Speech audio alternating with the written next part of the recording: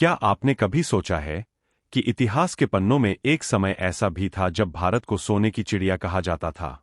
हमारे देश की संपन्नता, संस्कृति और संसाधनों ने सदियों से विदेशियों को आकर्षित किया। ऐसे ही लालच में आकर अंग्रेजों की नज़र भारत पर पड़ी और फिर एक दिन ऐसा भी आया जब भारतीयों को अंग्रेजों के अधीन होकर गुलामी की जिंदगी जीनी पड़ी। दोस्तों, आपसे रिक्वेस्ट है, इस चैनल को सब्सक्राइब जरूर कर लेना।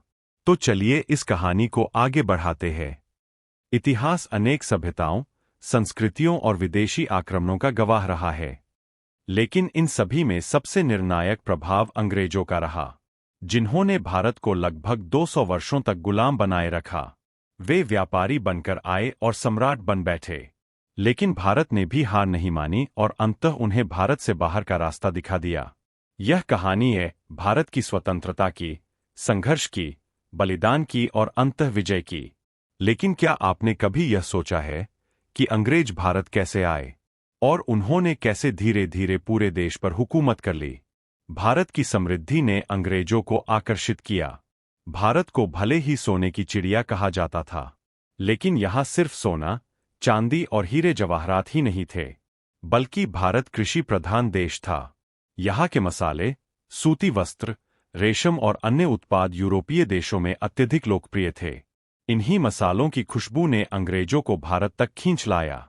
ईस्ट इंडिया कंपनी की स्थापना अंग्रेजों ने भारत में अपने पाव ईस्ट इंडिया कंपनी के माध्यम से पसारे।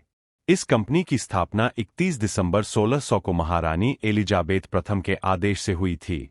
इसका उद्देश्य था पूर्वी एशिया में व्यापार करना। इस कंपनी को सबसे पहले टॉमस स्मिथ और 218 शेयरधारकों ने मिलकर शुरू किया था। कंपनी के व्यापारी भारत की समृद्धि से आकर्षित थे। सूरत से शुरुआत 24 अगस्त 1608 को अंग्रेज व्यापारी पहली बार गुजरात के सूरत बंदरगाह पर पहुंचे। हालांकि उस समय भारत पर मुगल शासन था और यहाँ व्यापार की अनुमति लेना आसान नहीं था। कई प्रयासों के बाद कंपनी ने 1612 में सूरत में पहला कारखाना फैक्ट्री स्थापित किया। इसके बाद धीरे धीरे उन्होंने मद्रास, चेन्नई, बॉम्बे, मुंबई और कोलकाता में भी अपने ठिकाने बना लिए। मुगलों से व्यापारिक संबंध शुरुआती वर्षों में अंग्रेजों को जहांगीर के दरबार से व्यापार की अनुमति लेने में बड़ी मेहनत करनी पड़ी। कैप्टन विलियम हॉकिंस और फिर सर थॉमस रो ने जहांगीर से लंबी बातचीत करके अनुमति प्राप्त की। यूरोपीय प्रतिद्वंद्विता और अंग्रेजों का प्रभुत्व भारत में सिर्फ अंग्रेज ही नहीं बल्कि फ्रांसीसी, डच और पुर्तगाली व्यापारी भी सक्रिय थे। परंतु अंग्रेजों ने चालाकी और रणनीति से अन्य यूरोपीय ताकतों को एक-एक करके भारत से बाहर कर दिया। फ्रांसीसियों से कर्नाटक युद्ध और अंत में वांडीवाश की लड़ाई 1760 में जीत ने अंग्रेजों को भारत में अजेय बना दिया। प्लासी की लड़ाई और सत्ता की शुरुआत साल 1757 में प्लासी की लड़ाई में अंग्रेजों ने बंगाल के नवाब सिराजुद्दौला को धोखे से हराया। इस जीत के बाद बंगाल की सत्ता पर उनका नियंत्रण हो गया। यहीं से अंग्रेजों ने सिर्फ व्यापारी नहीं सत्ताधारी बनना शुरू किया। फूट डालो और राज करो। अंग्रेजों ने भारत में अपनी सत्ता मजबूत करने के लिए डिवाइड एंड रूल यानी फूट डालो और राज करो की नीति अपनाई। उन्होंने जात-पात, धर्म और प्रांतों में मतभेद को बढ़ावा दिया।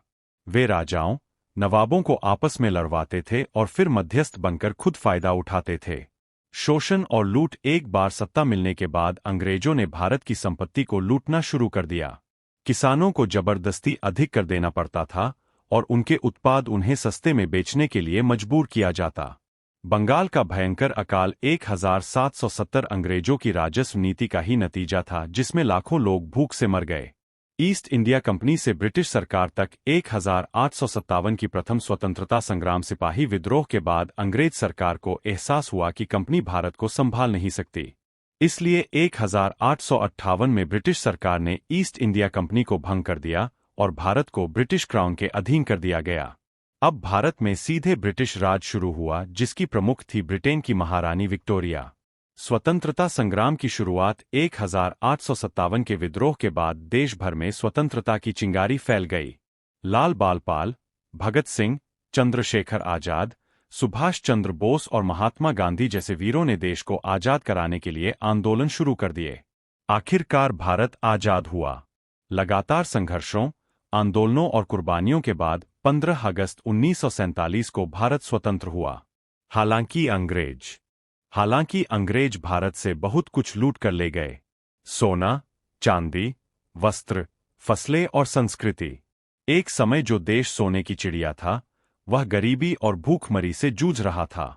सबक जो इतिहास से सीखना चाहिए, अगर हम एकजुट रहते तो शायद अंग्रेज कभी भारत पर राज नहीं कर पाते, लेकिन हमारा भारत आज भी सोने की चिड़िया है।